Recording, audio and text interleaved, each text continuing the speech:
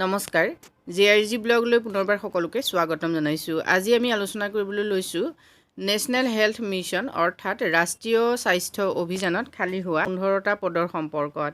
এই পদসমূহৰ বাবে কোনে কোনে আবেদন কৰিব পাৰিব আৰু লগতে যোগ্যতা কি লাগিব সেই সম্পৰ্কে সম্পূৰ্ণ তথ্যখিনি জানিব পাৰিব আজি ভিডিঅ'টোৰ পৰা।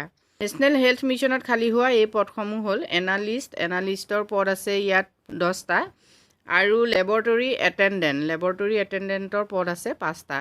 এই পদসমূহ কণ্ট্ৰেকচুৱেল আৰু দৰমহা হ'ব এনালিষ্টৰ বাবে 30,000 টকা পাৰ মান্থ আৰু লেবৰেটৰী এটেণ্ডেণ্টছৰ বাবে 18,000 টকা দৰমহা। এই পদসমূহৰ বাবে অনলাইন কৰিব লাগিব 15/3/2024 ভিতৰত।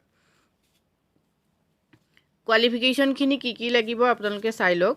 এছেঞ্চিয়েল কোৱালিফিকেশ্যন এনালিষ্টৰ বাবে গ্ৰেজুৱেট ইন ফাৰ্মাচী বা post graduate degree in pharmaceutical science from A recognise university 60% marks থাকিব লাগিব।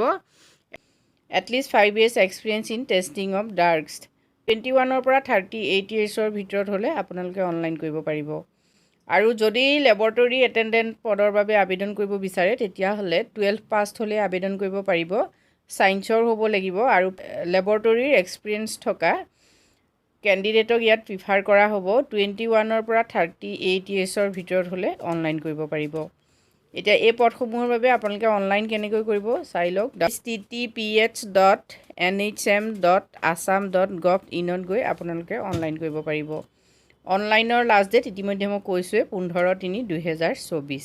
আজি ভিডিঅ'টোত আমি আপোনালোকৰ বাবে এইখিনি তথ্য আগবঢ়ালোঁ। যদি উপকৃত হৈছে কমেণ্ট কৰি জনাব। আজিলৈ ইমানেই, ধন্যবাদ।